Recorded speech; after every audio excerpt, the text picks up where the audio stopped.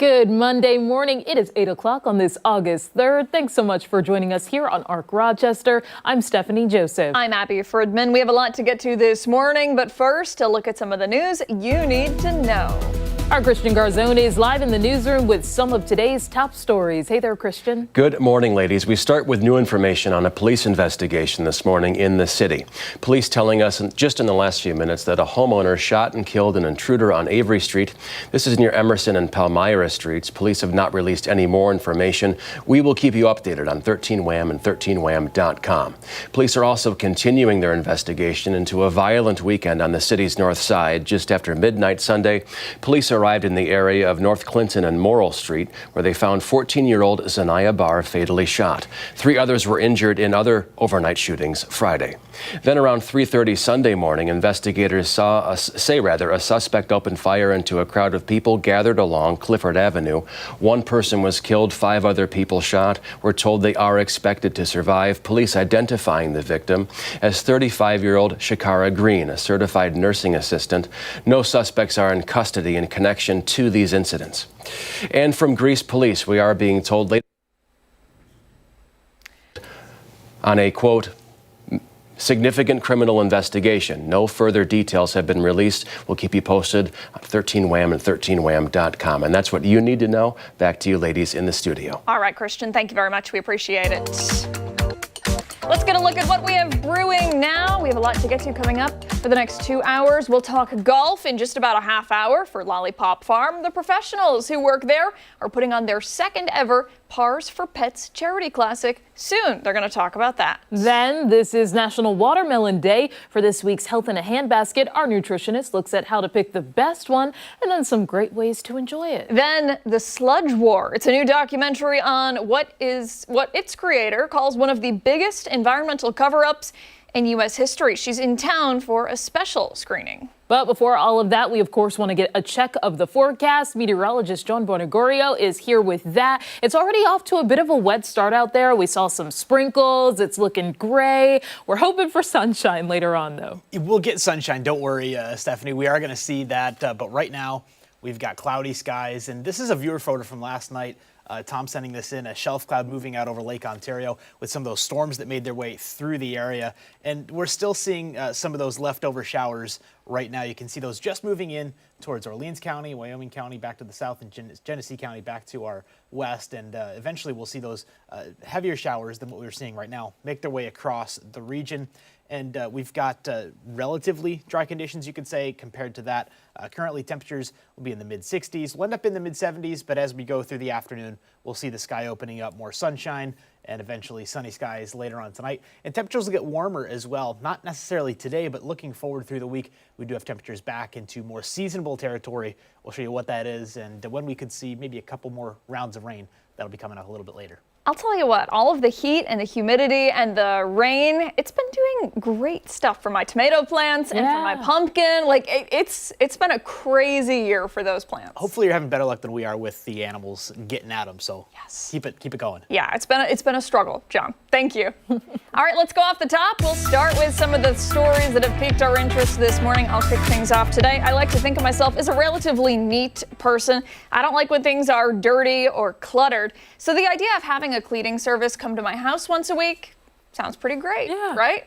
Apparently, I'm not the only one who feels that way. A company in San Francisco heard the demand, and they decided to come up with a different kind of housekeeper. They've created a humanoid robot designed to clean homes. Okay, you're going to see it step out of the minivan there.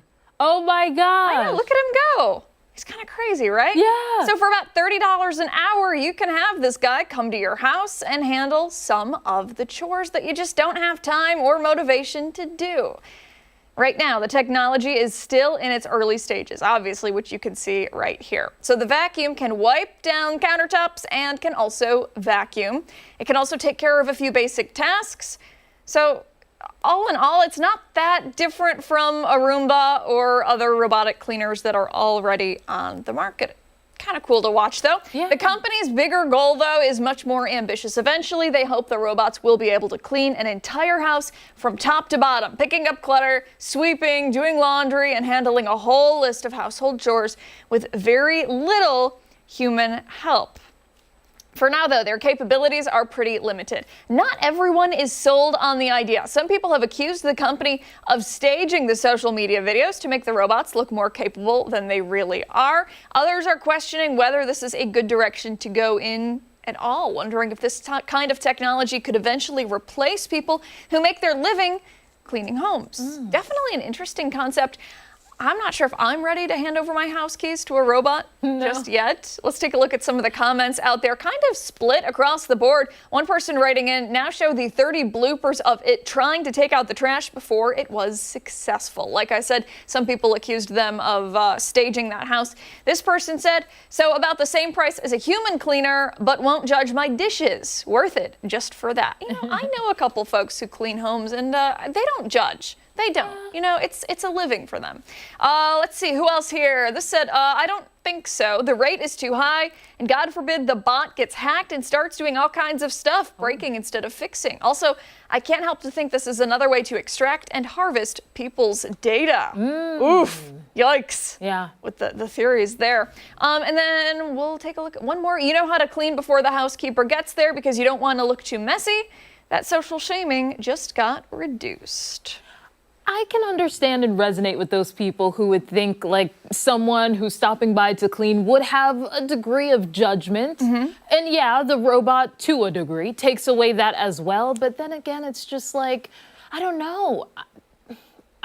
Since it's in its early stages, I would definitely need some more time because I feel like there would be some glitches. I'd be worried about there being like toilet water on the floor or something. Well, yeah, right. I mean, we've all seen those Roomba nightmare videos where it takes like, you know, dog poop that's, you know, there was like an accident and it just spreads it all over the living room. And like that's, you feel for those people there. But, you know, at the same time, I don't like robots. Yeah. Like, to me, they're scarier than like any kind of zombie apocalypse out there. I just think we've learned nothing from the Terminator series. we have not learned. Instead, we're just pursuing that path. Yeah. Do I think it's like kind of cool to look at? Absolutely. Yeah. Sure. Do I think we need this? No, I really don't. I think that it's, you know, I don't know. I think it's a little ridiculous. It really did look like a person when it was first getting out of the car. So I was like, if this is the base model probably right now, I wonder in the next couple of months or a year what it will really look like. Yeah, you're right. Sorry, Mike, can we take that video again of the robot cleaning? I don't know if we have that like specifically in there. And usually it's a bit more, you know. Well, yeah, right. And that's what I'm saying too. Like, how rigorous is the job here? Yeah. You know, you watch it and it's cleaning the counter and the counter is kind of already clear. Oh, he's going to scroll down for us here and hopefully get that video for us. If not, it's not the end of the world. It's all good. Yeah. Okay.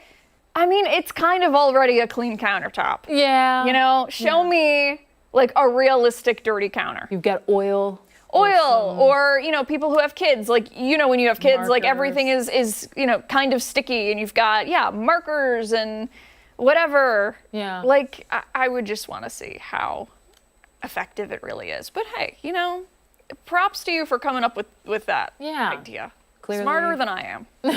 Clearly this is somebody who wanted someone to help out with the chores, and so they were like, well, why don't I solve my own problem? Yeah, I've never had anybody come by and clean my house, but No. you know, if you're willing to do it, then hit me up. 4225 West Henrietta Road. Yeah, that'd be great. Myself included. We'll turn now to mine. So police in New Jersey are finding a creative way to catch distracted drivers on the road, and it's got some people doing a double take. So take a look at this. Officers going undercover as tree shrubs. And you can see photos where one officer is in the ghillie suit and holding binoculars. There's another standing by with a shirt that says, "Not a cop," and holding a walkie-talkie. So according to a post on Facebook that you're taking a look at here, the police positioned themselves in an area with heavy foot traffic from pedestrians. It was all in an effort to enforce the state's handheld cell phone law. The New York Post reports that a violation can cost between $200 and $400, and that's for just the first one alone. Police say they issued 74 citations over the course of 6 hours.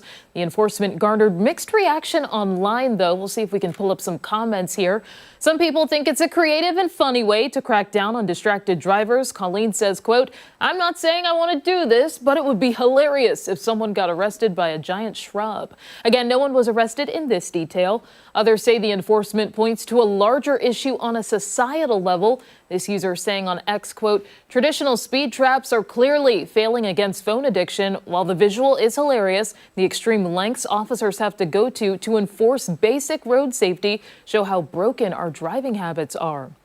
And I've also seen a lot of comments raising questions about possible entrapment. So this person says, quote, "Is it really necessary to dress like a bush? If they're distracted, they won't notice a police officer standing there anyway." So police later addressed what they called the elephant or shrub in the room. And they told CBS News New York, quote, "Our officer didn't wear a ghillie suit during the entire enforcement detail. The photo was a creative, lighthearted way to draw attention to our safety efforts on social media." So the police department said drivers were caught doing everything from holding their phones for a GPS or FaceTime to holding the phone in both hands and using their knees to steer. Can't be doing that. Come on now. Yeah. Listen, creative? Yeah, absolutely. This is so random. I went to high school with a kid who had a ghillie suit. No way. And like he always wore it for Spirit Day, just for like the reason that he had it. Like it would always have nothing to do with whatever theme they picked for that day, but he would wear it anyway because, you know, like you were allowed to, I guess. But, you know, I do kind of agree with that one person who was like, yeah, if they're looking at their phone, they're not going to notice it. Yeah. So how did it work? So the police officer was in the ghillie suit. Yes. And then what? They like followed the driver? I think that they had like some that were stationed in different places. So it may have been oh, you might want to get this person. And then from what I've seen in comments, that's what it seemed like. Okay. And from the photos, there was just a few of them on standby. It's funny. It is. I thought it was really interesting because I had never seen traffic enforcement like that. I can only imagine it's Speed Week this week across New York State. So I would hope that, you know, you're not speeding, number one, but number two, that maybe they're not in a ghillie suit. And where was this? New Jersey. New Jersey. Yeah. Hey, you never know. Maybe it'll make its way over to the great state of New York. Who knows? All right. Hey, coming up, Chris Lopez continuing his visit with the RCSD students, getting ready to join up with the Addams family. Hey, don't forget you can watch us on the go wherever you are. We're streaming live on the 13 Wham YouTube page and foxrochester.com. We are back after this.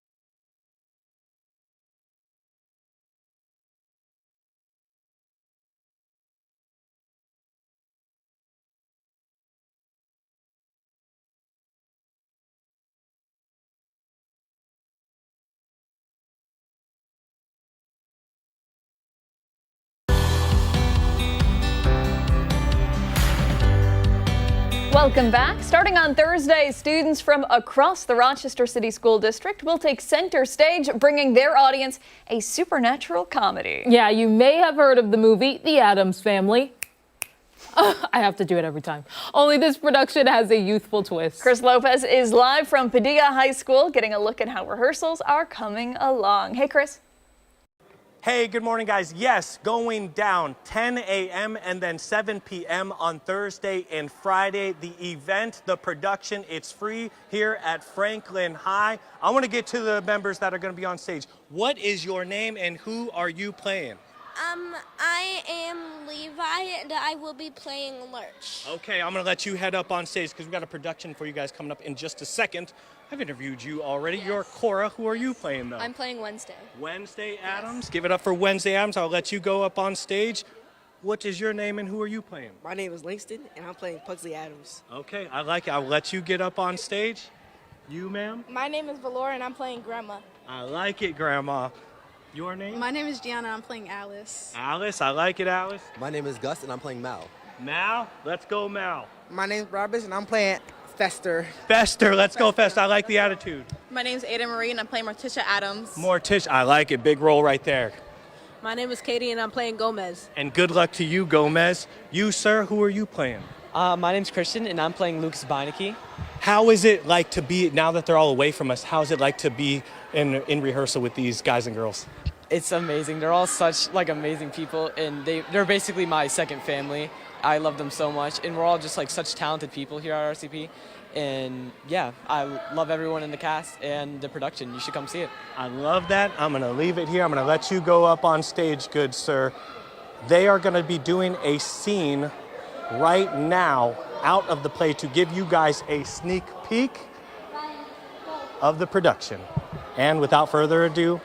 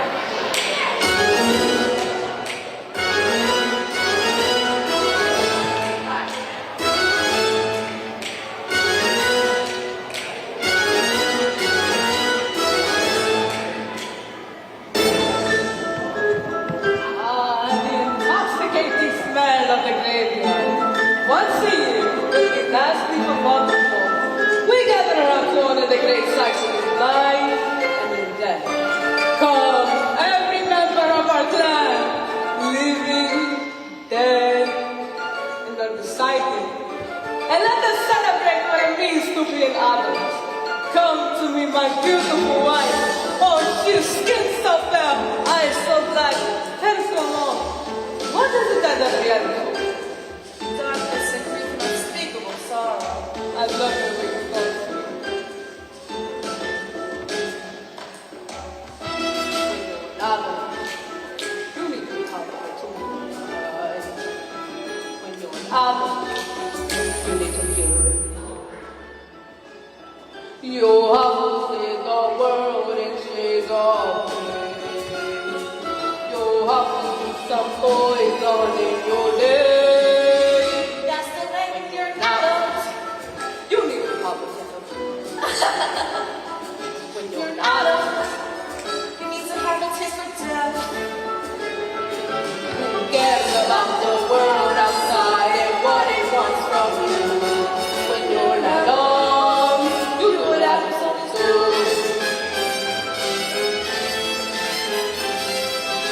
Mi amor, We love you forever and ever. we shall be as besotted with each other as the night we first met. Our first date, you took me to go see Death of a salesman. how we laugh. When you're an adult, you gotta have a lot of passion.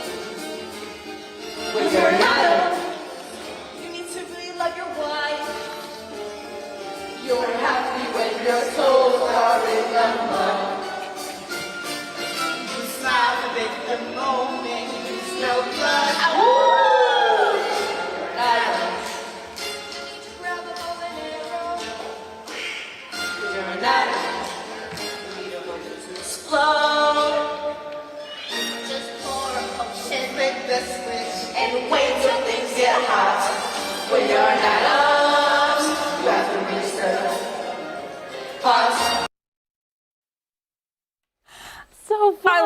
yeah, Oh my God. fantastic energy there from those RCSD students. You just know it's going to be a great performance. I know, you got to see them on Thursday. Yep, absolutely. Hey, don't go anywhere. When we come back, it's time for this morning's weather trivia. John will be with us after this.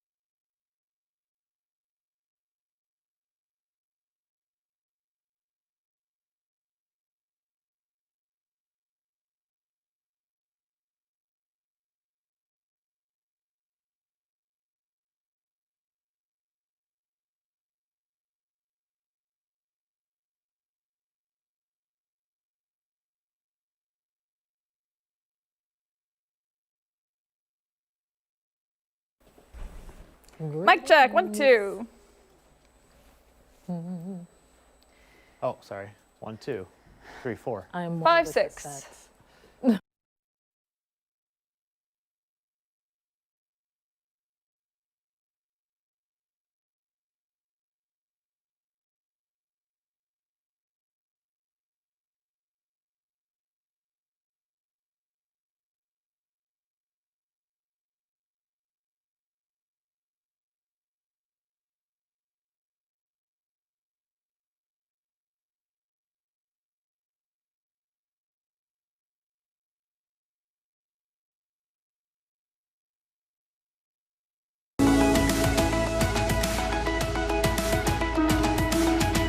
Well, we have a real treat today. We have meteorologist John Boynagurio in today for Mark and for Marty. 2 for the price of 1. Yeah. Listen, we're not mad about it. We're happy to have you. I'm glad to be here. Let's do weather trivia, yeah? Yeah, we got that. We've made it to the month of August somehow.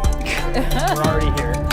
But we're 3 days in now. We're looking at the changes that occur in the month of August. It's one of those months where it's almost like a transition from the heat of summer in July, the hottest month that we have in Rochester, and we start inching our way towards fall a little bit. We get cold at times during the month of August. So we're looking at how often we have seen temperatures in the 30s. Now, every year we see numerous temperatures in the 40s late in the month.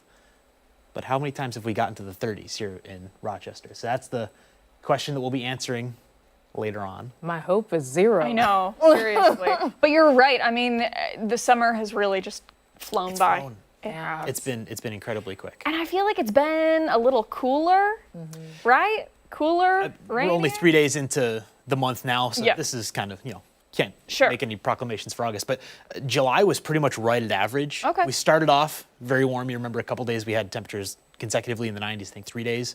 And then like the first 2 weeks were warm, the last 2 weeks were cool. And so kind of averaged right out. Okay. But we have seen a lot of rainfall as well. We had quite a bit of rain, I think over 5 inches last month, and we're right on track for another at least wet week going to start the month of August. So we'll have more on that with the rain showers that are on the way right now. We can take a look at the webcam. You see the raindrops dotting the screen, 63 now, and that rain is starting to make its way into the city, and it's going to stick around for a couple more hours. We've got really until probably 11 o'clock or so to deal with some of these scattered showers. The visibility has gone up, which is good news, but the clouds still very low, just 600 feet above the surface there. Temperatures right now in the low 60s. They haven't moved very much with that cloud cover. It's tough to get the temperatures to move unless you've got some warmer air moving in at the surface, which right now we don't have. We got very light winds, and so we'll expect to see those slowly inch their way up once we get through some of the clouds later on today. That low pressure system is going to move off back to the east, and with it, they're going to take those showers back as well. And through New England, they're seeing some heavy rainfall still. They had some flood warnings, flash flood warnings from that Philadelphia to Boston corridor through the early morning hours. But looking at western New York right now, again, those showers, some steadier rain out towards Orleans County. That'll make its way through the area over the next couple of hours. And these are some rainfall totals from yesterday across western New York. 4.5 inches almost of rain in Lockport. That's out in Niagara County.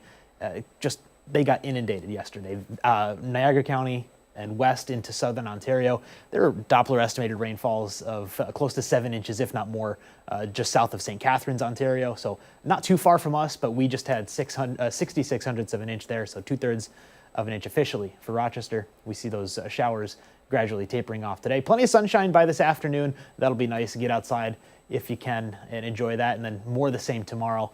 Temperatures a little bit warmer tomorrow than we'll see today. We'll have those numbers in the 70s today, low 80s tomorrow, and then sunshine for a good chunk of that day. Clouds return on Wednesday. We'll see a warm front move through. That'll push those numbers back up into the mid 80s. If you're on at the Bills camp today, you got a couple minutes to get there. We'll see those showers sticking around through the morning. The wind will pick up as well. So not the best looking day to be at camp. Certainly there were better days, but hopefully later on in the week, if you're planning on heading out, you get some dry weather there. Temperatures again, mid 70s today. The wind picking up later on in the day is going to be one of those things that might make those temperatures feel just a little bit cooler than they are, but otherwise a little bit cooler than seasonable day. Usually we're in the low 80s at this point. This is going to be about 5 to 6 degrees cooler than that across the area. And tonight, a comfortable night. Open up your windows. The humidity is going to drop behind that cold front, 50s for tonight.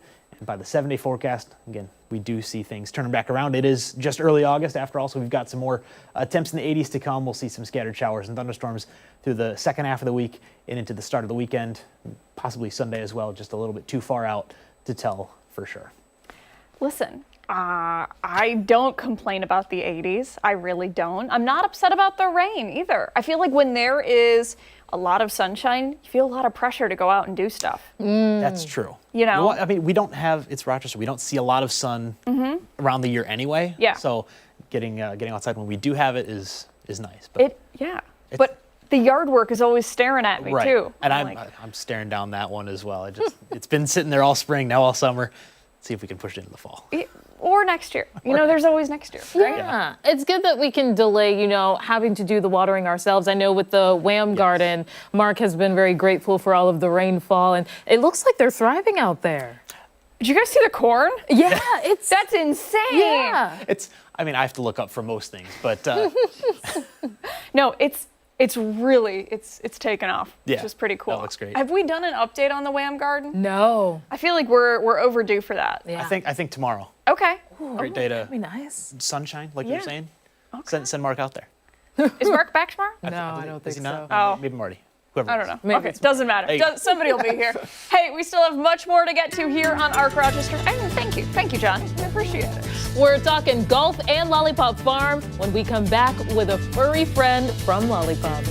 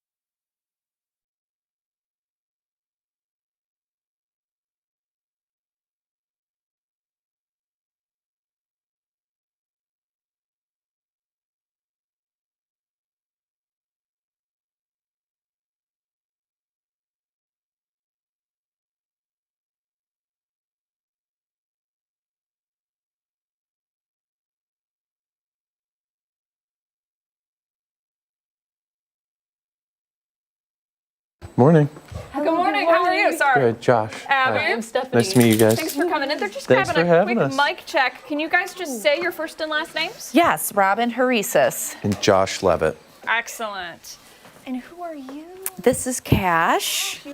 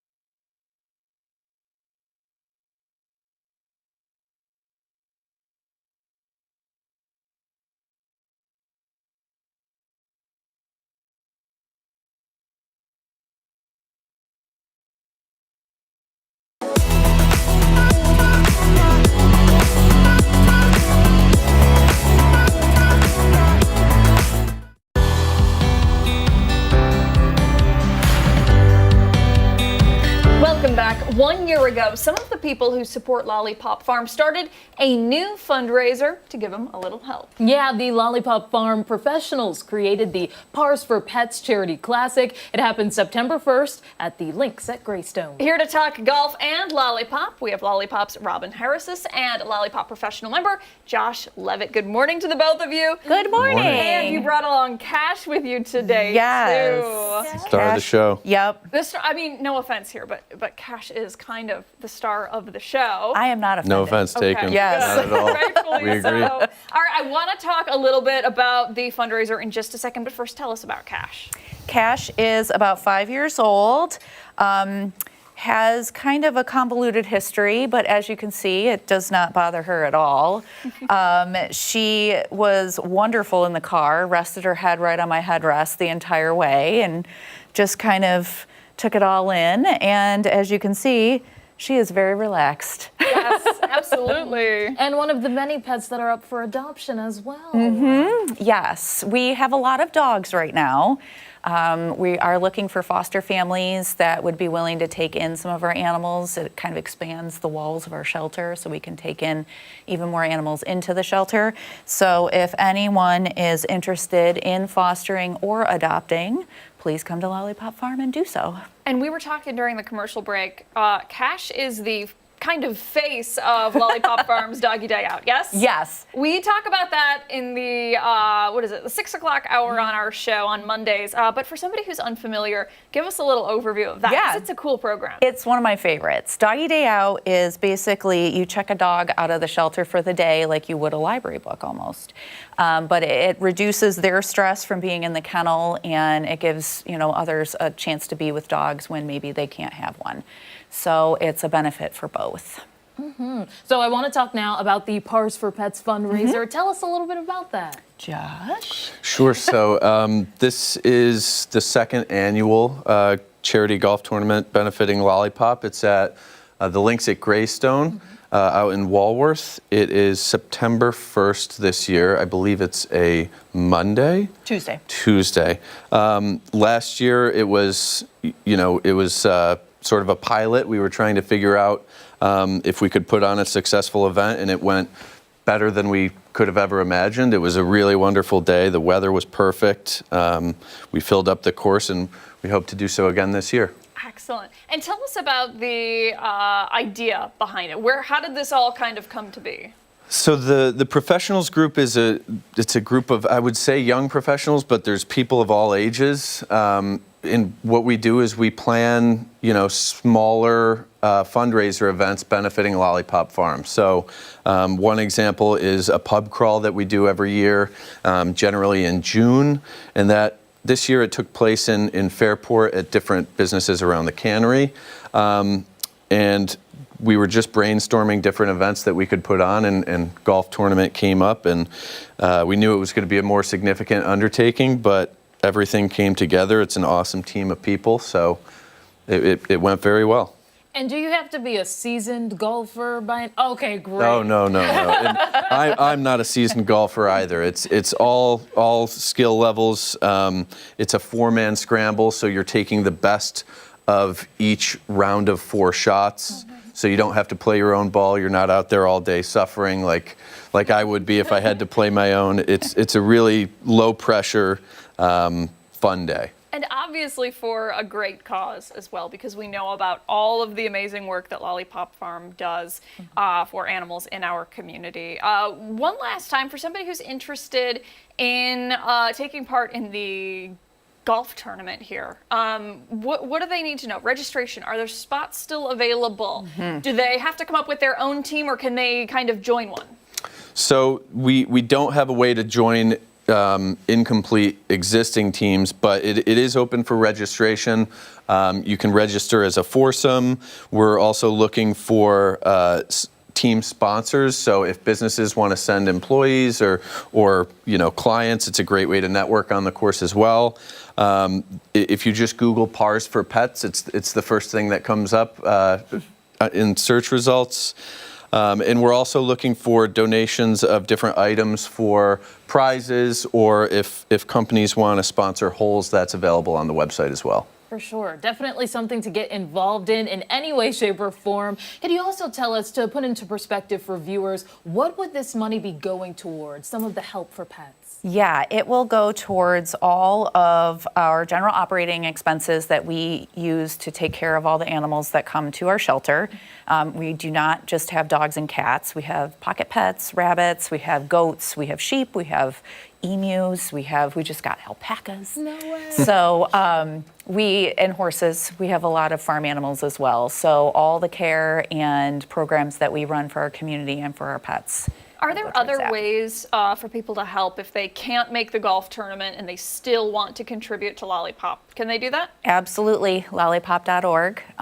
You can donate right online. Or give us a call, and we're happy to take a donation over the phone. And I know that some organizations do this, but I don't know if Lollipop does. If somebody's, watching at home and they're thinking, oh yeah, me too, me too. If they're watching at home and they're thinking, I have all of this unopened dog food that my dog refuses to eat. Can they drop that off Yes. at the Lollipop Farm organization? Yes, we take all unopened dog food. We do have a pet pantry that we use.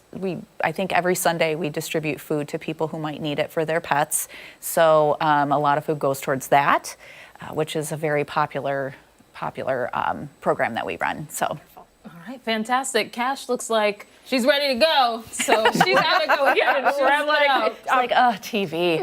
Listen, it's hard being a movie star. TV star. It really, really is. Thank you all so much for coming in. We Thank you. appreciate it. Thank You're you. done, girl. You get to go home. She's like, finished already. So sweet. If you'd like to go, we'll post all the information for you over on Fox Rochester and 13wham.com. When we come back, one last check-in with Chris Lopez and the RCSD students starring in The Addams Family. And don't forget that you can watch us on the go wherever you are. We're streaming live on the 13 Wham YouTube page and foxrochester.com. We are back after this.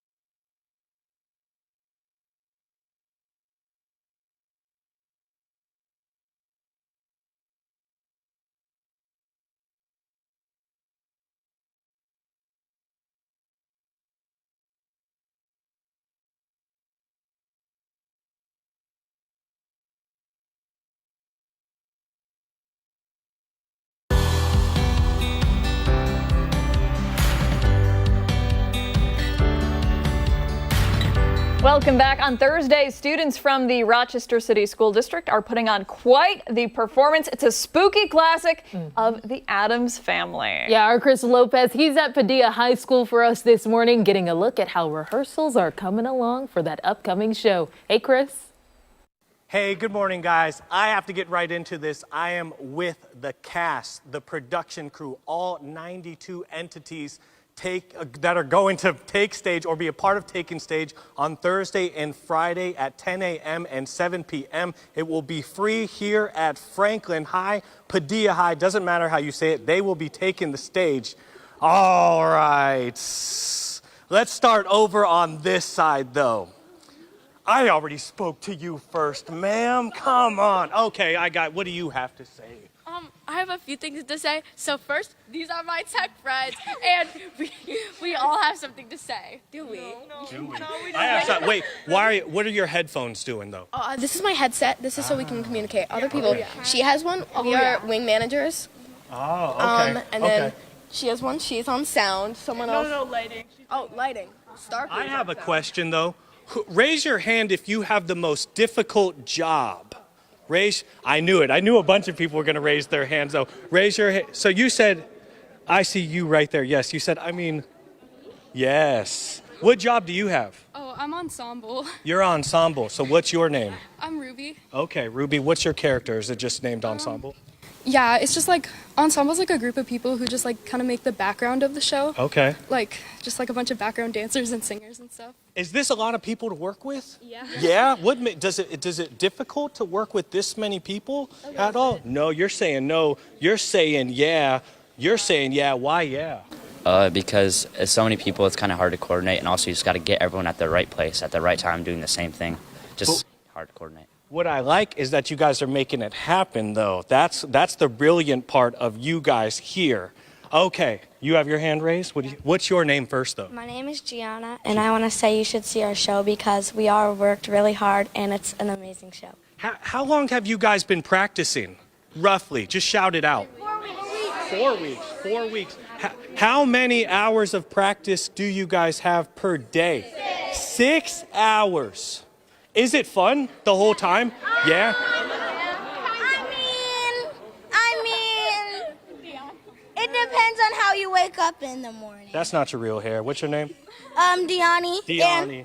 And you said it depends on how you said it depends on how you wake up in the morning. How's everybody this morning? Pretty good? Not bad. Okay. Who's tired this morning? Oh, okay. I can't get to everyone. I'm tired as well. How do you get through the morning when you're tired? Oh, how do I get through the morning? Yeah. The moment I wake up, I go on my phone for 1 minute. I go back to sleep. That's all I do. And I wake up only 5 minutes earlier. What's your name? Harvey. Harvey, what grade are you in? I'm going to 6. What? Oh, okay. Despite my height, I'm going to 6th grade. Despite my height. Okay. What are you doing? Are you production? I'm doing ensemble. We were allowed to make our own characters. Mine is Misery Addams. But what I don't like is that we had to do off stage ensemble too. Okay. And it's pretty hard. Well, you guys look brilliant, though. Does anyone drink coffee? Me? At all? Everyone drinks coffee? Okay. I only have 30 seconds left. But I want everyone to shout one word. Why should people come see you guys on Thursday and Friday? Just shout out.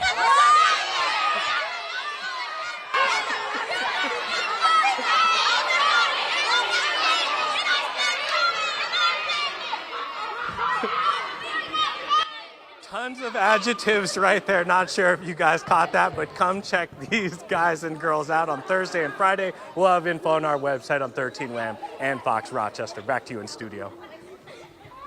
Listen, I was saying earlier, I think Chris has been feeding them sugar all morning long, or maybe some of that coffee that they were talking about. That would explain it, but they are high energy this early in the morning. Yeah, you know they're going to put on a good show.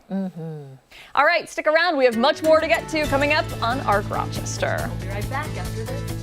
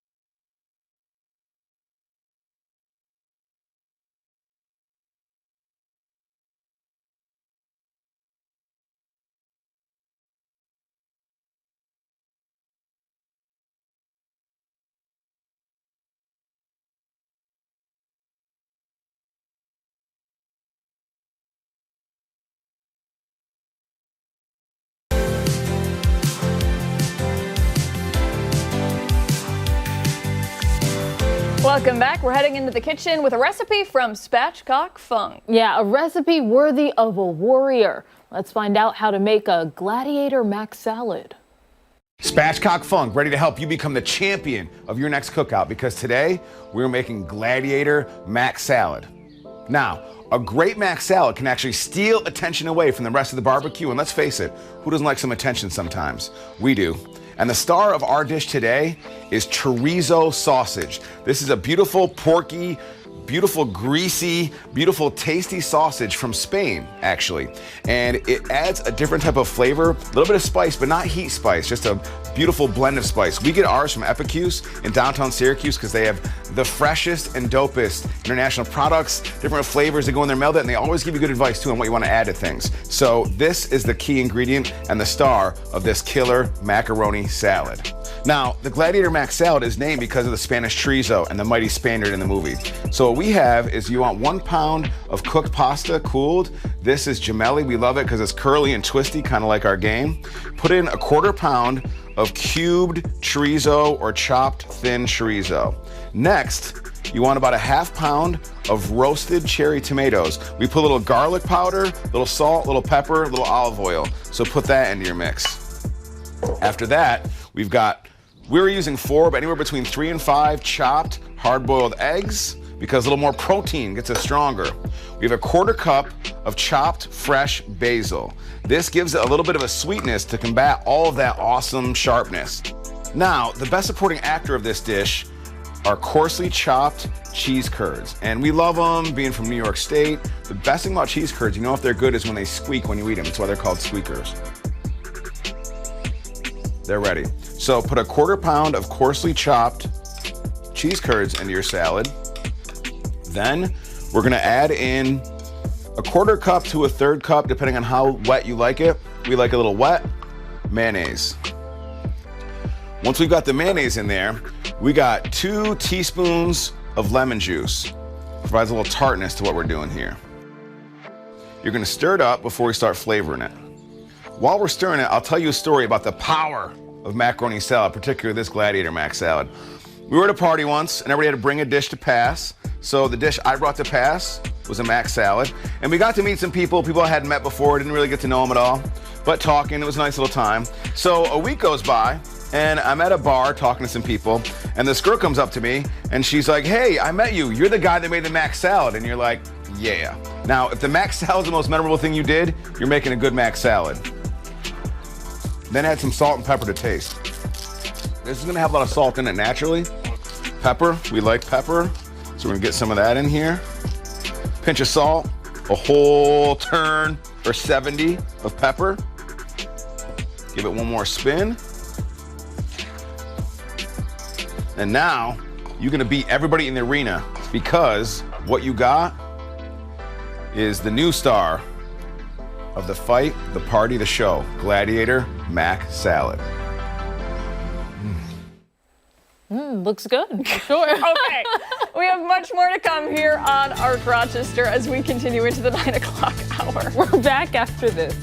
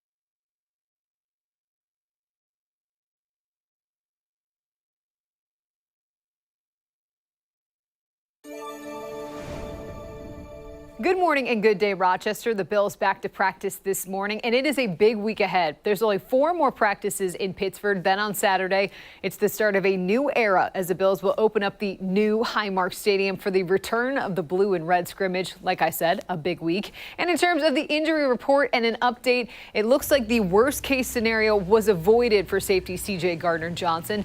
The initial fear, an Achilles tear after the veteran went down at practice on Saturday. But Adam Schefter reporting it is a lower calf strain. Now, we don't know the severity of that strain or the timeline of Gardner-Johnson's return quite yet. A calf strain can be a bit tricky with the soft tissue stuff. But again, it appears like the outlook is better than originally expected. All right, the Bills will be back to the practice field today, but we know things are different this year. That being said, we know a new defense, but there are a lot of familiar faces, and that includes Greg Rousseau. Rousseau entering his 6th year in the league. He's been a nice player for the Bills, but he has never had double-digit sacks. And now new defensive coordinator Jim Leonhard with a new scheme. The hope is to build off of Rousseau's previous success. I think the number one thing was to try to show him how much carries over, right? From what he's done his whole life, you know, the roles he's been asked to do, how much carries over, and then get him to understand the differences and how do we bridge that gap. And he's done a good job of understanding what we're trying to do. We think it's going to allow him to get to his length a little bit better than it has in the past. There's times he's gotten jammed up just with limited space, and obviously he's a unique athlete with his size, with his length. And for our entire Bills camp recap, check out the Buffalo Plus YouTube channel. There we have what went down every day of practice. You can find that and all your Bills news on the Buffalo Plus channel. A reminder, the Bills back to practice today. The expectation they'll be in pads, and that is when things will get a bit more real. We'll have plenty more coverage coming up later on tonight, but for now in sports, I'm Jenna Cottrell.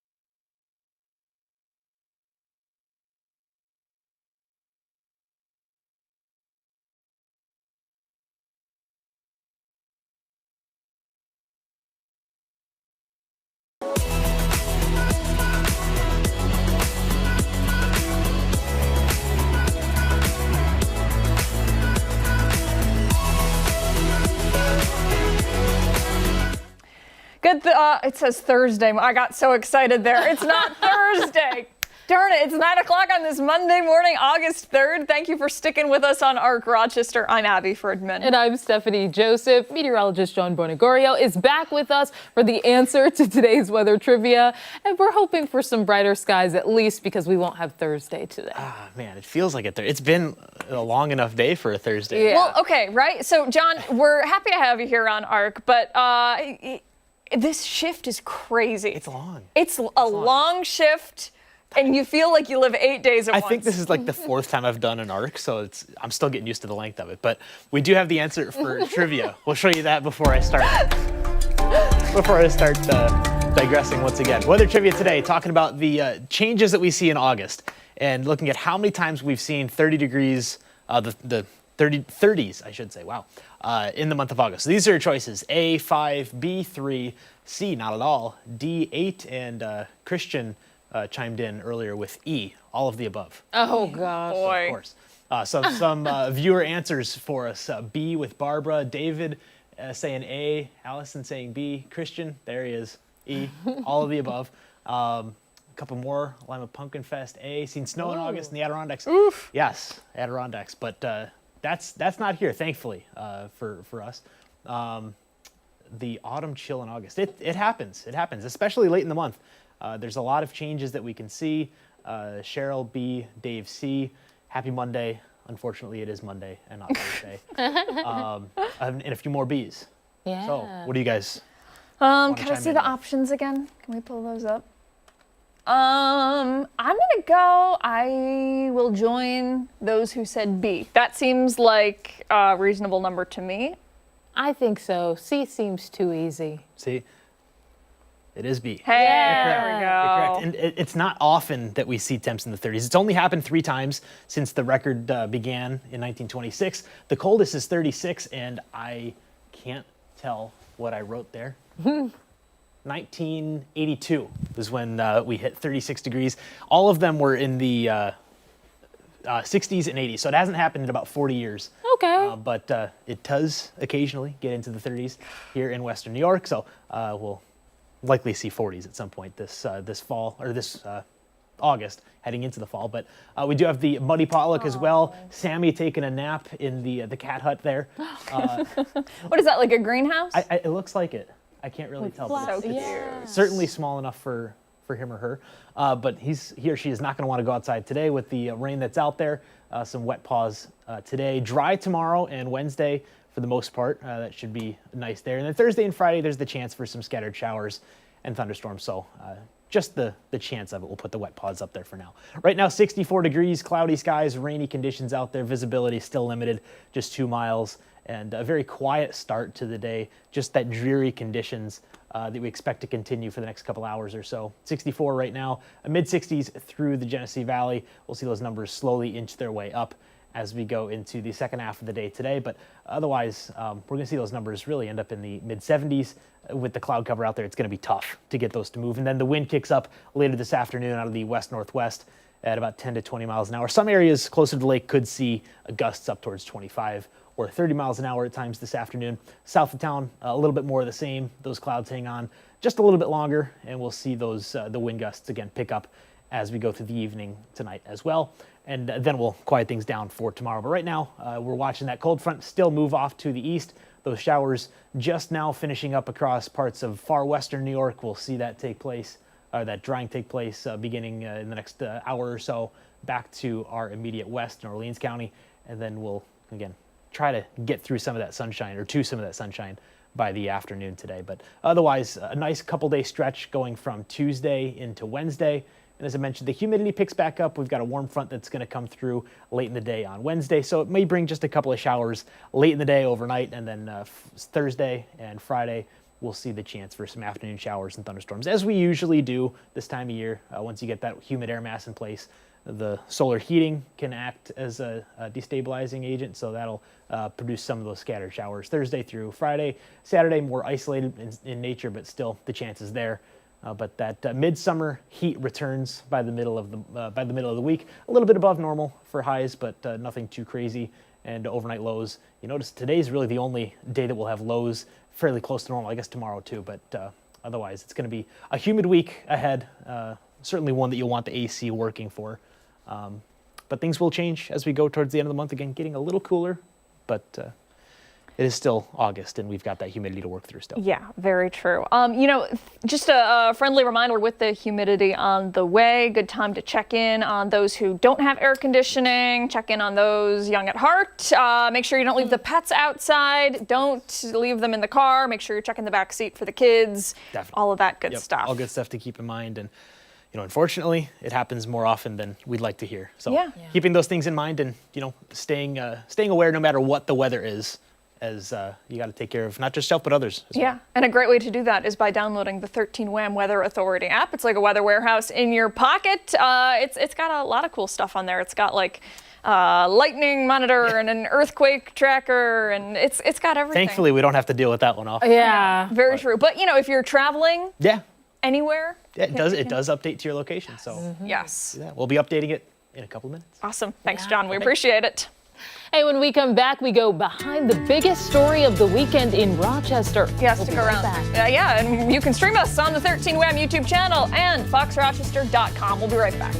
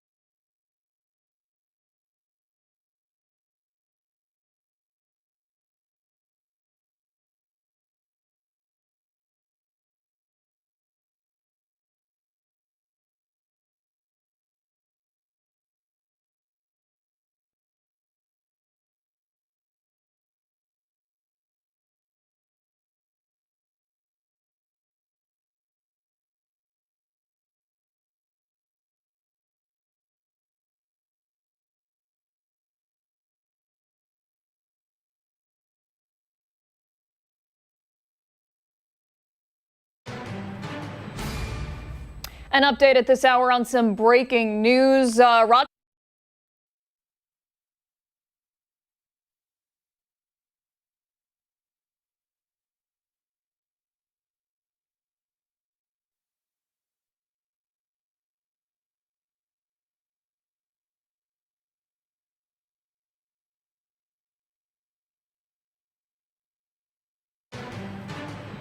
An update at this hour on some breaking news. Rochester police say a homeowner shot an intruder overnight on the city's west side.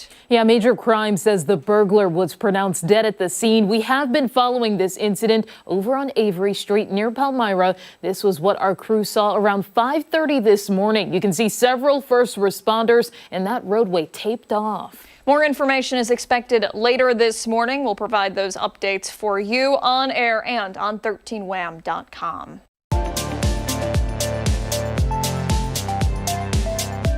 Meantime, we're taking you behind the story this morning. Rochester police are continuing their investigation after a violent weekend on the city's north side. 2 people shot and killed in 2 separate incidents, including a mass shooting. And police say they don't believe those victims were the intended targets.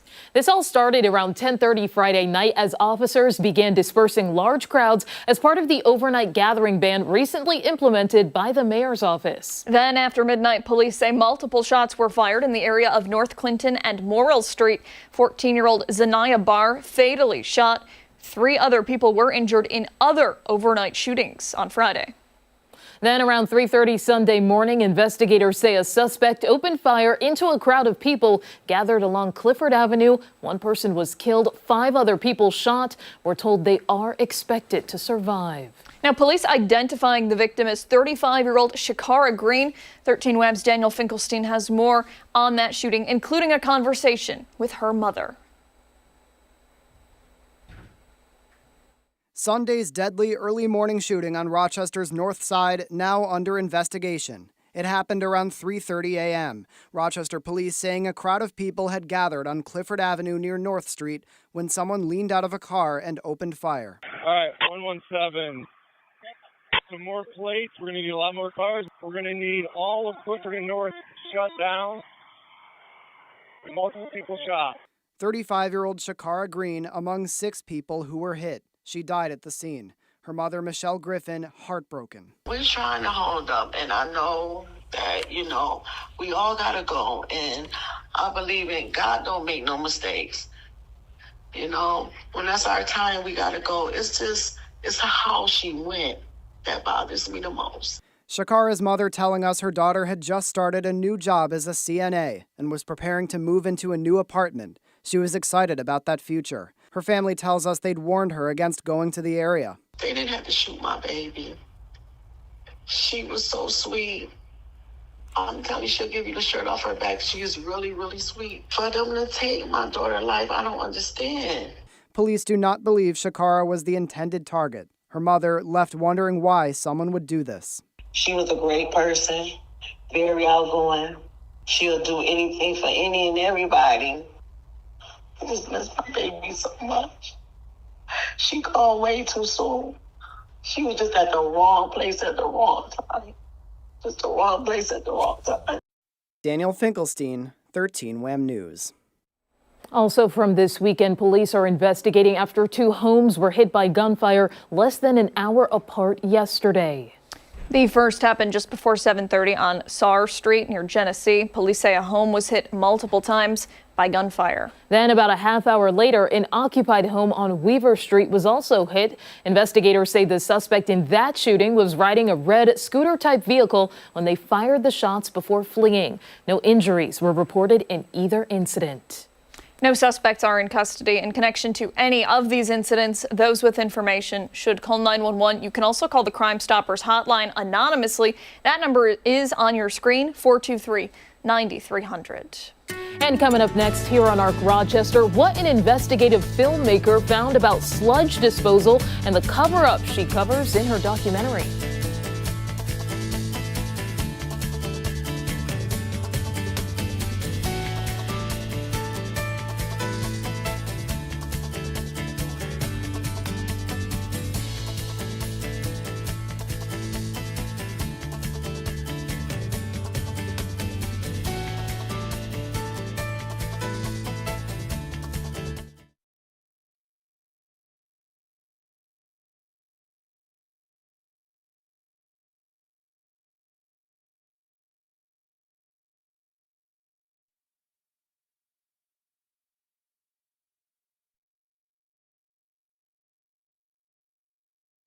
All right. And they're just looking for a mic check. Can we have you just say your first and last name? My name is Galassia Grassetto. Okay, perfect. Fix this mic wire for you. So it doesn't. Yeah. Yep. Right over. Perfect. All right. This is your first time here, yes? Yes. Excellent. Well, we're happy to have you. Thank you so much. This is going to be a piece of cake. So we'll have like 4.5 minutes to talk.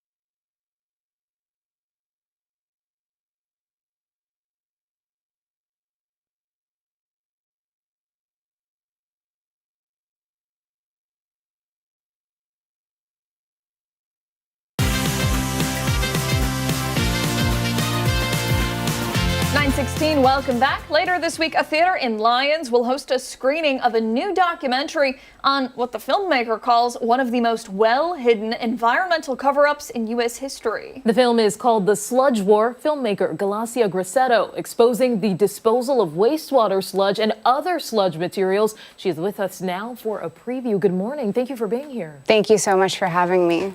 I want to talk about what this sludge is. Can you describe it for anyone at home? Absolutely. It's a mixture of industrial, human, and hospital waste, all concentrated together, put on our farmland, in our schools, homes, athletic fields, and everywhere we live, work, and play. We were talking during the commercial break, and you were made aware of this. You thought it was a problem happening locally, but that's not necessarily the case according to your research, correct? Correct. I found out I wasn't safe in my own community in California, that sewage sludge had been spread in my community, and I had no idea. I was living there for a year not knowing, and I was shocked when I found out. And then it happens that it is happening across the country in almost every state now. Maine became the first state in U.S. history to ban this practice, but it's still continuing in other states, and it's really important for people to know that. How were you first alerted to this sludge, and how did you figure out that it was a nationwide problem? There was a toxic smell in my community, and I couldn't figure it out. And I kept researching and researching, and I came across an article, and it said sewage sludge was dumped in the community. And so that's how I found out. I was blindsided by that. And then I kept researching and finding more articles. There was an incredible article by The Guardian, and they were talking about it and saw that other communities across the country were getting sick. I came to New York, to Butler, I went to Florida, I went to Ohio, Pennsylvania. I went to 10 states and documented how people were getting sick and losing their homes from this practice. Tell us a little bit more about the effects that it has on health and people's homes. Definitely. Well, industrial waste is toxic. A lot of toxic chemicals can cause cancer. And it's slow, right? You don't notice the effects right away, but something could happen 10 years down the line, 30 years down the line, and you can be drinking poisoned water. A lot of wells were contaminated by PFAS because of the sludge, and people realized that they were drinking this not knowing, and it was in their blood. And so there's also the pathogens, right, from the human waste, and people get sick from that. So there's a lot of consequences. What do you hope to accomplish with this documentary, or just overall with next steps? Awareness. I want everyone to know what sewage sludge is. I think people deserve a choice. They deserve to be informed. A lot of the communities that I interviewed, they lost their homes and they realized when it was too late. And I don't want that to happen to anyone else. I want people to know, like, they sell this locally in garden stores. You can buy it as organic compost in bags. And people don't realize, and they take it home and they put it in their gardens, and it's actually industrial waste. And I want people to at least have that choice. Like, I'm choosing not to put this in my garden or not to put this on athletic field. When you say industrial waste, what do you mean by that? So industries put their waste down the sewers, and it gets concentrated in the sludge. So it's a mix of a lot of chemicals going down there. And when you traveled to all of these different places, were you able to connect with any politicians or maybe local officials to try to make them aware of this issue? I think there are a lot of legislators and politicians aware of this issue in New York. They're trying to pass a moratorium on the issue, so I have connected with them, and that's very encouraging to hear. But my documentary is focused on the families that lost their homes and farmers as well that lost their farms. Tell us about some of those families and some of those farmers too. Yeah, there's a family in Pennsylvania, a community, and I went down there and my lungs started to burn and I couldn't breathe, and all they want is some dignity and some fresh air. They can't even open their windows. They can't even do their laundry because the smell is so powerful and so strong. And they worked so hard their entire lives to have what they have. And they just want fresh air. That's what they told me. And a lot of them have cancer and are getting sick. And I'm doing this for communities like theirs and try to raise awareness for them because they deserve better. For sure. And for the farmers, I can only imagine for them, their work is outdoors, you know, and they have crops. I'm sure they're worried about contamination there as well. Yes, I interviewed a farmer in Maine. He lost his farm that was in his family for 100 years. And his family got sick, he got sick, they lost everything, and the government told him that it was safe. And that's why he took the material, because he had a document saying this will not contaminate the land, this will not contaminate the water, and he believed the authorities, because why wouldn't he, right? And so he shows what happens to farmers when they take this material. And so now he's really outspoken about this and has helped change the law in Maine. TheSludgeWar.com if folks want to learn more about the documentary, correct? Yes, please subscribe. Please follow the tour via the website to stay up to date. There'll be screenings across the country and also virtual screenings for people who can't make it in person. Very good. Thank you so much for your time this morning. Yeah, of course. Thank you so much. I really appreciate it. And we'll be sure to post everything on foxrochester.com. Up next, we're going into the woods with Pittsford musicals. Arc Rochester returns after this.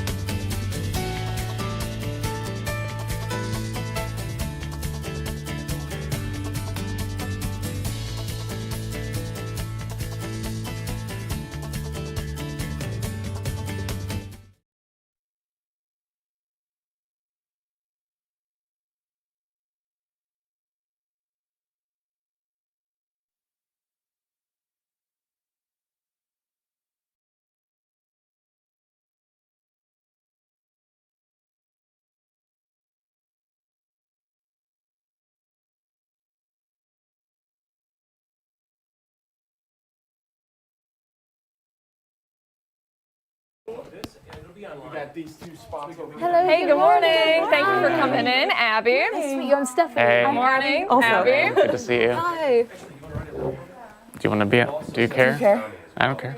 I don't care either. All right. Thank you guys so much for being here. Thanks for having us. I just want to tuck the wire. Yeah, sure. They're just grabbing a mic check. Just your first and last names, please. Mitchell Canfield. Abby Rice. Perfect. Just don't want the wire. Bye. Thank you so much.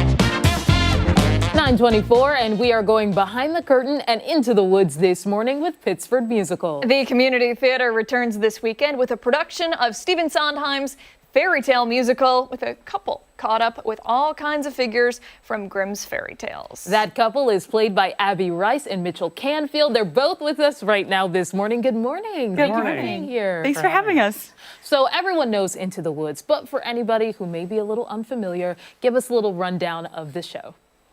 Well, it follows a cast of fairy tale characters, all going into the woods to get their wish, and also dealing with the consequences of those wishes. It sounds like chaos just kind of ensues from there, but give us an overview of some of the characters that people will recognize. Yeah, so we have Jack from Jack and the Beanstalk. We have Rapunzel, Cinderella, There's little mentions of Snow White and Sleeping Beauty, a bunch of different characters. And I think that like what's interesting about the characters that we play is that we're kind of representative of all of us, thrown into this fairy tale world with a big wish in mind. And of course, just like in life, things come up and we navigate accordingly.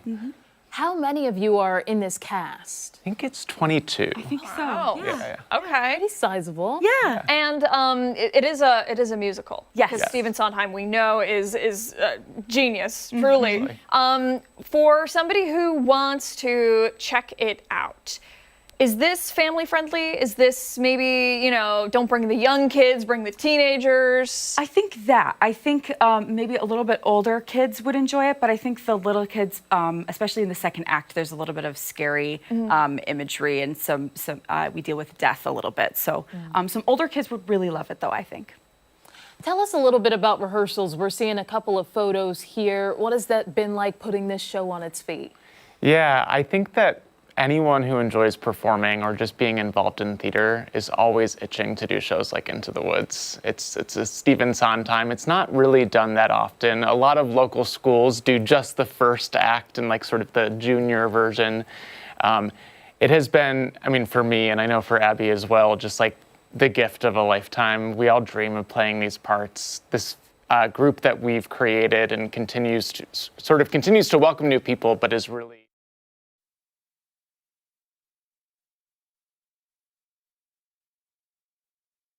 And the baker's wife, yes? Yes. Tell us about the characters.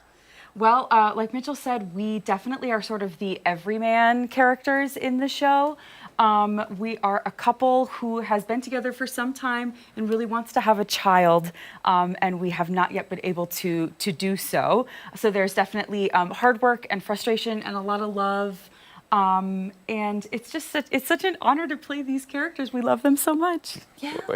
For sure. And you were kind of talking about some of the themes or maybe even lessons to take from this show. Yeah. How does that sort of mesh with some other storylines here? How do you kind of tell that lesson or tell that story? Yeah, I think that what we realize is that what everyone wants out of life is the same. So all of the characters, that we all wish for big things and we don't always get what we wish, but at the end of the day, what we have is each other. And I think that those lessons are really important. And I mean, I'm even talking about it gets me sort of emotional. It's like, it's deep stuff, but in the sort of context of a beautiful, mystical fairy tale type show. Yeah. Now, Pittsford Musical's a really, really cool group. For somebody who's unfamiliar with the history and the backstory behind it, tell us about it. Yeah, we've been around for quite a long time. I'm trying to remember the exact number of years, maybe 60, 65 years, something like that. We are an adult community theater organization, a nonprofit group that gives opportunities to adults in the area to perform. But what we do is we take some of our proceeds and give scholarships to high school students. It's been a long-standing tradition. That is amazing on both ends, the scholarships, but also giving adults an opportunity, maybe another outlet that they haven't been able to explore for, let's say, since high school, for example. What is it like for you? Because that's kind of magic in and of itself to see them be able to put on a show. I think it's just, we as humans need community so much, and theater is such a perfect place to be part of a community, to work toward a common goal, to have a joyful experience in a room together. Doing something in person with your peers and your friends is just, it's really special and really beautiful. That's wonderful. And when it comes to the crew and, the folks behind the scenes, can people help out with that too? Yeah, our production comes up this weekend, obviously, but we're always looking for volunteers, just an interest in anything from, scanning tickets on the way in to designing costumes or being involved on crew. It's so great to see new faces come in, and we're always eager for that. Excellent. If you had to tell someone at home who's like, maybe I'm thinking about it, but to really pull them in, what would you say? What's a hidden gem of this show? Oh, the singing. If you want to come hear some really beautiful singing, come join us. This cast can really, really sing. Yeah. And Stephen Sondheim is a genius. Yeah. And if you haven't heard his music, this is a perfect opportunity too. Wonderful. Thank you both so much for Thanks coming for in. having us. Break a leg if you're interested in going Friday through Sunday at Pittsford Sutherland. We'll post all the ticketing information for you over on foxrochester.com. Hey, when we come back, Christian Garzone is going to be here with Truth or Trash. And don't forget, we are streaming on the 13 Wham YouTube channel and foxrochester.com. We'll be right back.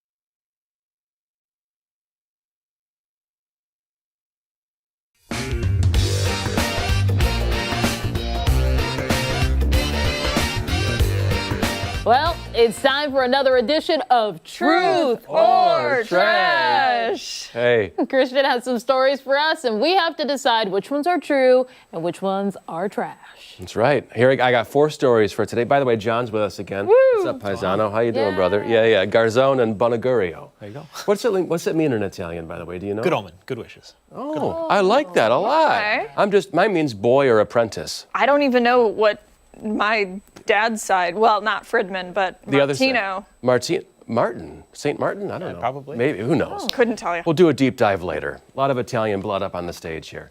So, 4 stories. Are they all true, all trash, a mixture of both? We'll kick it off with the first story here. Are you ready? Okay. Netflix sued over hard drive of unreleased Nicolas Cage movie that was stolen.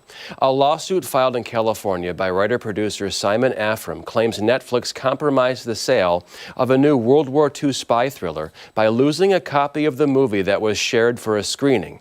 Afram is seeking $105 million in the lawsuit. That's story 1. Story 2, Comcast store punished low sales by smashing pies in workers' faces. A lawsuit against Comcast's cable division alleges that a store manager humiliated the lowest performing salesperson each month by smashing a cream pie in the worker's face. The lawsuit also claims videos were taken and employees were ordered to take part in this. Comcast released a statement on this, only saying it disagrees with the complaint and offered no other details. That's story 2. Story 3, heavy metal poop mosh pit. A late night gig in New Zealand took an unexpected, almost said turn when a concert goer defecated in the middle of a mosh pit, leaving fans disgusted and the band Devil Skin taking a stand. Fans were reportedly crying and throwing up, with one attendee calling the poop in the middle of the mosh pit a, quote, night ruiner. One man says he noticed the smell before anything else, and that same man tried to move the pile away with his foot, only spreading it further across the mosh pit. The band is now asking participants to wear diapers of doom to concerts to avoid any future incidents. How about that mosh pit? So last story here, lettuce packaged with a Japanese movie star going viral. Heads of lettuce packaged with transparent plastic of Tatsuya Fujiwara are on sale, and it's for a good cause. Lettuce is in peak supply during the summer. However, a new study shows 60% of Japanese people are reluctant to buy lettuce in the summer because it withers so quickly. Hoping to combat food waste, food giant Ajinomoto asked Fujiwara to use his face. The actor said yes and added, "I'll be waiting for you in the vegetable section." Those are the 4 stories right there. Netflix gets sued over missing Nicolas Cage movie. Comcast store punishes low sales by smashing cream pies in workers' faces. The heavy metal poop mosh pit in New Zealand. And then the lettuce package with a Japanese movie star now going viral. Ladies first as always. Steph, you go, because I've been off and I'm a little rusty, so help me. Okay. I don't think that the first one is true. So I'm going to just say trash. Okay. I don't know, just something about it. Why would they have a hard drive? Of all of the streaming services, like I would think maybe a 20th Century would have something like that. So I'm going to say trash. Okay. For the second one. We should do that here. Okay. It would be a good time. Yeah. You know, just because it's, I guess, specific to maybe one location or something, and they're like looking into these claims or allegations, I think that the allegations would be true. Okay. It's not something you would think of. I don't even think, does Comcast still do cable? I believe they do, and they have certain stores. I think one is it's on the West Coast somewhere. My voice cracked there. Sorry, little Peter Brady. He's lying. I'm kidding. Yeah. Okay. The third one, I'm going to say that that's trash. Disgusting if true, because I can't imagine. But you wish it was true and you were there. Oh my God. No, not so much. The last one, I'm going to say, I'll say truth on that one. Sure. Just because, why not? Yeah, absolutely. Yeah. Right on. Okay. All right. Nick Cage. I'm gonna go truth for that one. Okay. I am, because I feel like that is such a wild mistake. Like it, Yeah. you know, truth is stranger than fiction in that case. Comcast store manager. I'm also gonna go true for that one. Okay. Because you know, I could see that being like a fun, like, oh, let's do this, and then people end up you know, getting their feelings hurt. Oh, yeah. Heavy metal poop mosh pit. I am going trash for that one. And here's the thing. Why? You had me going, and I was like, this could be a legitimate thing. Because we've seen folks at concerts. Who's we? We've covered the story on like our... you and Jim out. No, Other person pooping on the floor. No. So we've talked about, you know, that happening at different shows and stuff. What convinced me that it's trash, though, is you said that people were crying and throwing up. And if you're in the mosh pit, then that is not the weirdest thing that you've experienced in there. And don't even lie to me about it. Hey. I'm going trash for that one. Wow, it's a hard trash. It's a terrifying place in there. Lettuce with Japanese movie star face. I'm going truth for that one. Right on. John, you're up, Paisano. All right, I'm going to say trash for the Nicolas Cage, although he's stolen things. Now he's having things stolen from him. Are you talking about the Declaration of Independence? About the Declaration of Independence. That was good. That was very good. About national treasure. But I'm gonna go trash for that one. I think the Comcast story is true, although, I mean, doesn't that sound like it could almost be hazing at that point? Yeah, seriously, So, it could be, especially in today's day and age. Right, exactly. Yeah. So I'm gonna say that's true, though. Heavy metal. I'm gonna be with Abby and say that's trash there as well, for the reasons that she pointed out. Yeah. And then I'll say true. All right, right on. For the lettuce. The I don't lettuce? have a reason. I'm just gonna. No, it's all good. It's all good. So, well, the first one, that's true. No. Okay. Yeah, and I should say an unencrypted master drive was one of several drives stolen from the Netflix office last month. So it's an ongoing thing. The second one, Comcast store, that's true as well. The heavy metal poop mosh pit is true. Really? Yes. There were tears shed? The line said they were crying and throwing up, and the band did release a poster saying, please wear the diapers of doom to the next show to avoid something like this. And that was in New Zealand. Last one's true as well. All true today. Wow. What did you say before we came out? That we got? Yeah, I got. You got. Yeah. I know. I feel like a fool. Good stuff, though. No, it's all good. But you know, tomorrow, who knows what tomorrow will bring? But I'm here all week. Yeah. Yeah, I'm here because I have to be, right? And because you want to be. And I want to be. Yes. No, I'm kidding. I love doing this. Thank you so much, ladies, and thank you, John, for coming. Appreciate you all. Thanks, Christian. Indeed. We still have much more to get to on Arc Rochester, including, on the other side of the break, some of today's trending stories. We'll see you after this.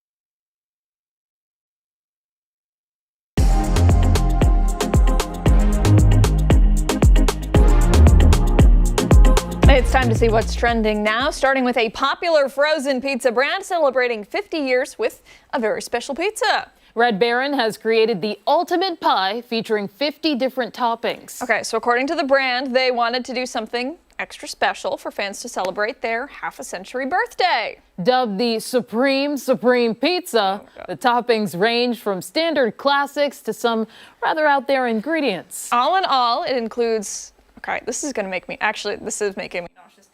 7 cheeses, 13, Steph, I think my mic died. 7 cheeses, 13 meats, 13 vegetables, and 17 herbs, spices, and seasonings. 7 cheese. I don't think I've ever heard of a seven cheese pizza ever. Nasty. That's I think 4 is as far as it's gone, 4 cheese. So the ingredients include, all right, sausage, beef, bacon, ham, chicken, olives, bell peppers, jalapenos, that's a must on mine, mushrooms, and pineapple. I don't want to hear anything about the pineapple. I haven't tried. The elite topping. You know, I wouldn't mind it. I don't remember the last time I had pineapple on pizza, but I wouldn't hate it. I'm a sweet tooth person, so I feel like it would be fine. It's It's the best. All right, so for anybody looking to try the Supreme Pizza, you'll have to go to their website, fill out a form for a chance to win one of the pies, and hopefully it comes with like some Tums or a lactate pill. Yeah, right. Fans have until August 4th to sign up and hopefully get a pizza sent their way. Influencers have already been sent the pizza to give it a try. The reviews have been favorable, some urging the company to release it in grocery stores. Some fans in the comments have a bit of a different reaction. Some saying it's probably inedible due to how soggy all the toppings make the dough. Yeah, others though calling it a scam since some of the toppings are different color variations of bell peppers and different seasonings. Some are calling on the company to release a genuine 50-ingredient pizza and make it as weird as possible. We have too many weird foods out there to begin with. Yeah. I mean, how many of them have we tried here on this show? Oh gosh. We had pizza-flavored seltzer. Was it seltzer water? We tried cheesecake and sauerkraut last week together. When? Yeah, last week. I'm so glad I wasn't here for it. Was that a Scott and Sandy thing? No. That was just here? Yeah, because it was National Cheesecake Day and then the Phelps Sauerkraut Festival was kicking off. So we were like, why not? Too many weird foods out there. I think we need to focus on making the food that we do have better. Yeah. Right? Yeah. Like Red Baron, take a look at your pizza. Is it as good as it could be? If not, yeah, that's all I'm going to say. I think that's fair. Okay. All right. Sticking with the topic of pizza, in New Jersey, there's one pizzeria that's going viral for a pricey slice. Joe's Rotisseria has recently gone viral on social media after the owner showed off their nearly 3-foot seafood slice. The pizza is topped with vodka sauce, fresh chilies, mozzarella, mussels, fried calamari, and shrimp, all served on a garlic knot crust. Okay, this is actually making me... No, I couldn't do this. Mussels, you lost me at mussels. Each slice will cost you $42.50. No, thank you. The owner claims he wanted to paint a picture and tell a story on dough. What is the story? Are we going under the sea or something? I think I don't know. We're gonna go to the hospital. Yeah, the creation came to him after wanting to create a more elaborate version of a traditional white clam pizza. Where have I been? I don't know about white clam pizzas. Do you like clams? No. Okay, well, I haven't had them. So you've never had clams? No, isn't it raw inside? It doesn't have to be. Okay. I mean, but the texture is definitely an acquired texture. I haven't even tried escargot. I feel like it's in the same family. Okay, it is. Yeah. I mean, yeah. If you're not a fan of like squishy things, I don't think you'd like it. No. Well, the slice is so large, it's actually made on a baking sheet pan, and while its price tag may seem a little steep, it's based on the amount of labor that goes into it. The shop is known for its triple threat pie, a calzone, garlic knots, and pizza all in one, but it also serves other specialty pies like chicken fingers and fries and General Tso with broccoli. Some people online are calling the seafood slice heavenly. Others say it's a greasy mess that sounds pretty gross. Ooh, looks like we're having some technical issues this morning. Are we still on TV? I haven't heard otherwise. Something happened. Okay. All right. Well. Oh, it seems like someone with the power. Yeah. Hey, you know what? It's okay. It's a Monday, and the moral of the story here is when you talk about seafood pie, the world says that shouldn't be a thing. Exactly. And if this is the sign you were looking for, here you go. Yeah, probably not a great idea. Okay. Everything is happening in here. It's okay. It's all right. We're gonna, you know what? The show must go on. And it will. Soda fans, listen up. Have you ever wanted to smell like your favorite sugary drink? Well, it turns out maybe you can. So Pepsi is teaming up with the beauty brand Glamlight to launch a skincare collection. The cosmetics brand is known for its playful collaborations, including one with Kellogg's, Hostess, and Hershey's. Ooh, okay, so according to the founder of Glamlight, the Pepsi collection is something she has been dreaming about for years. Over 300 samples were tested before choosing the final lineup. That includes 2 soda-inspired products, the Vanilla Slushy Body Scrub and the Wild Cherry Body Wash. You know, these sound great, but it's like, will it last, the scent? That's a valid question. Yeah. It is. So reaction online has been both deeply enthusiastic and mildly horrified. So some are all about the collab, saying they can't wait to lather themselves in the smell of Pepsi. I just don't know that I would be one of those people. Are you the one who's never had soda? No, I've had like ginger ale and like I tried Coke and like I've tried Pepsi too. Okay. Yeah. Yeah. I just don't drink them. Yeah, so you, along with others, don't really get the appeal, writing, quote, "Why would I want to smell like a giant walking Pepsi can?" Yeah. There were a few trolls online saying that anyone who uses these new products will have fruit flies following them and will always be a little sticky. Well, that was my concern, because I feel like you would just be sticky all the time. Yeah. Yeah. The collection is currently on sale exclusively on TikTok Shop. Each product is $12 a piece. I feel like that's not bad for a body scrub. However, I know that like there's a brand at Walmart that has really become super popular and it's probably a little bit less, but $12 I feel like is more on the reasonable side for these collabs. Yeah. Well, you know, again, back to the sticky thing. Yeah. It would be a huge roadblock for me. Yeah. Yeah, I think that's fair. I'm curious to see what the texture is like. Is this like a sugar scrub? It's a body scrub, but is it sugar based? Yes, that's a great question. Yeah. Can you see the flash? I know, it is. I see it at the okay. corner of my eye and I'm just like, what can I do? Okay, it's fine. I think we have people working on it, so that's good. Yeah. A new fashion trend among teens that's giving parents uncurable rage. Okay, known as the undone fly or the fold over jeans. I've seen this. This new style of denim is designed to intentionally look unbuttoned. The jeans are named for the sliver of folded fabric sewn down at the waist, which is often printed like underwear with tiny flowers or stripes to give the illusion of a totally open fly. Celebrities and influencers seem to have started the trend back in 2022 when many were seen unzipping their regular jeans and rolling down the waistband. I thought this was like a 90s thing. It wasn't until this year that designers and chain stores have started to cash in on the trend, selling pairs of jeans for over $200. Some luxury brands are even listing them for over $1,200. Oh my God. Gen Zers on social media seem to really be into the trend. Parents, though, don't feel the same way. Parents are sharing how much the trend drives them up the wall, saying it takes everything in them to not point out that their kids' pants are unbuttoned. Others say it just looks wrong, claiming it reminds them of people on their way to or from the bathroom. I think that's a bit of a stretch. However, unbuttoning your, it's hard to, because I know back in the 90s, especially with Aaliyah, she would have like the boxer type undies showing and it was still buttoned. So it was like a bit of a style. This is a little different from me. $1,000? Yeah. For this? According to fashion experts, the trend is said to be funny and cheeky. It's a way to show off a little more skin. Isn't that the opposite though? Yeah. There's okay, whatever.